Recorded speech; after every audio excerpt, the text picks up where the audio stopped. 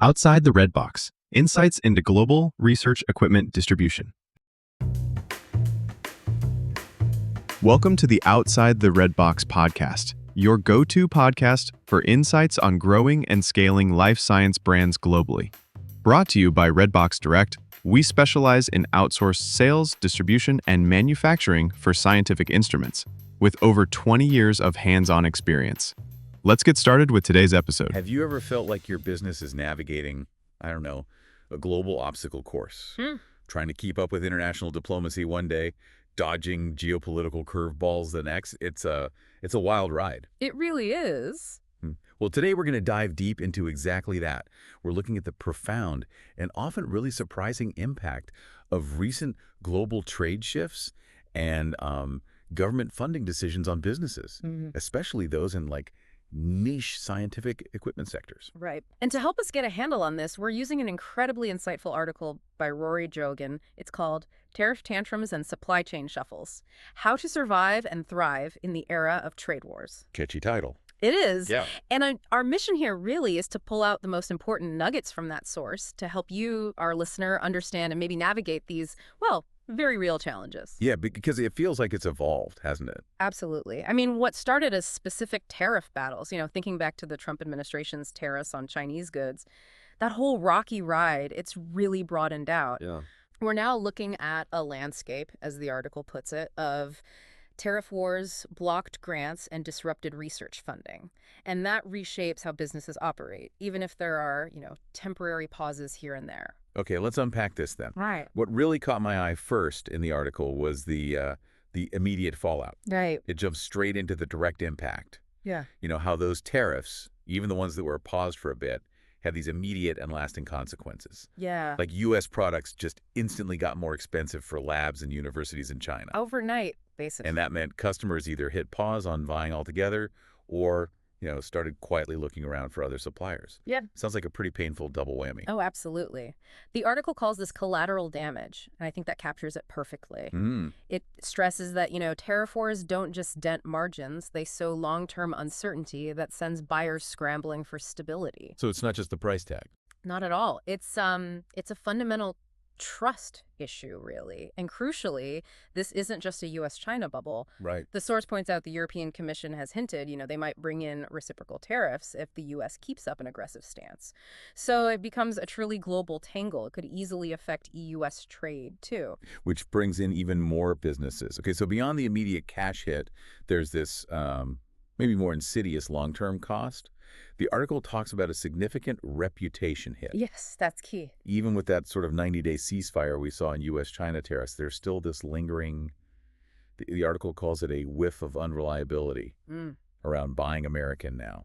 A whiff, yeah. And when you think about how risk-averse those Chinese procurement departments are, especially the state-run ones, well, that uncertainty, it created a real reputational dent for U.S. manufacturers. Yeah. That's not something you just fix with a new price list, is it? No, definitely not. And what's fascinating here is why this reputation hit lingers so much. Yeah. Well, scientists, right, they value consistency, Right. reliability. It's fundamental to their work. Sure. So imagine your go-to supplier for essential lab gear suddenly comes with all this geopolitical baggage, as the article terms it. Yeah, you get nervous. Exactly. You might very well start looking closer to home or, somewhere less likely to tweet tariffs into existence overnight.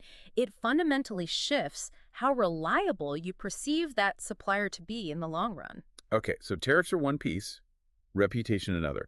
But then there's this whole other layer of complexity impacting demand. And this one really shows how broad these challenges are getting. Right. The article talks about something called the Trump administration's newly minted Department of Government Efficiency, DOGE. DOGE, yeah.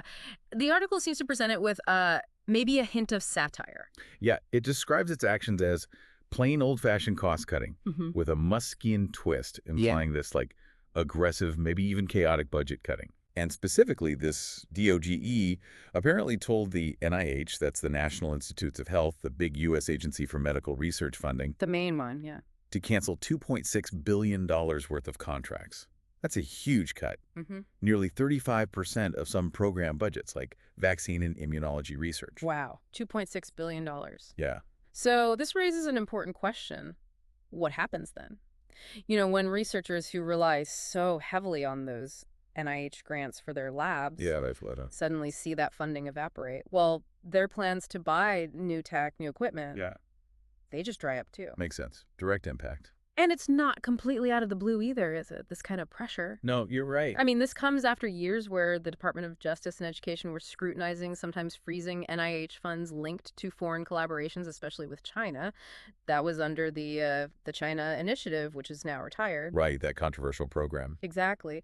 But even though that specific campaign is gone, the article suggests the sort of reputational damage and the bureaucratic hurdles, they kind of linger. So the overall picture for American science funding has gone, as the article says, from uncertain to outright unstable. Pretty much, yeah. A tough spot.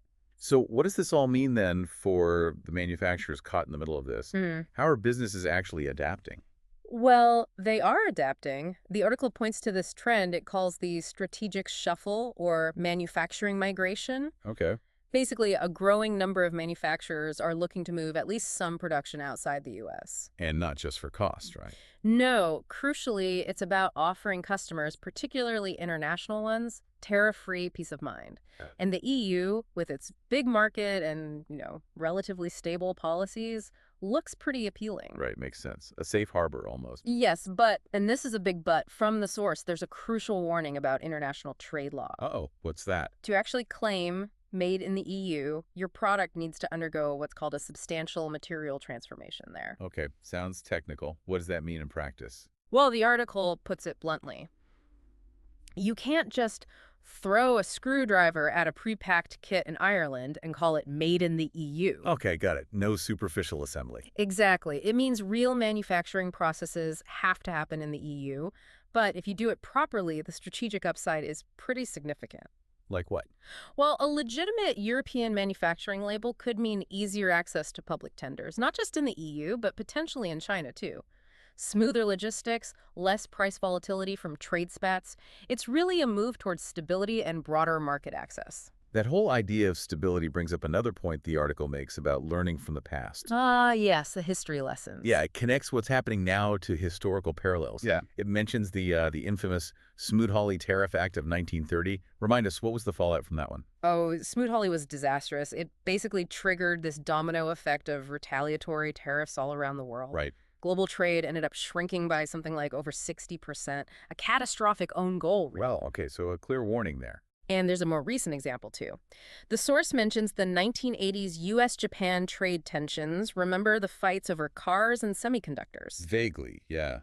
Lots of friction. Huge friction. It led to tariffs, voluntary export limits. It took over a decade to sort out, and it permanently reshaped global supply chains in those industries. So if we connect this to the bigger picture, Yeah. the lesson seems pretty clear, right? Yeah. The article suggests that while trade wars might sound good as campaign slogans, they're just terrible for business stability. History seems to back that up pretty strongly. Okay, so let's pivot to the practical side. Let's unpack this for you, the manufacturer, maybe feeling like you're navigating these really choppy waters right now. The source lays out some specific, actionable ideas. Yes, it does, which is helpful. First, it says, diversify your markets. Yeah. Simple enough in concept, maybe harder in practice, but don't put all your eggs in that U.S.-China basket. Makes sense. Spread the risk. Second, explore EU manufacturing options.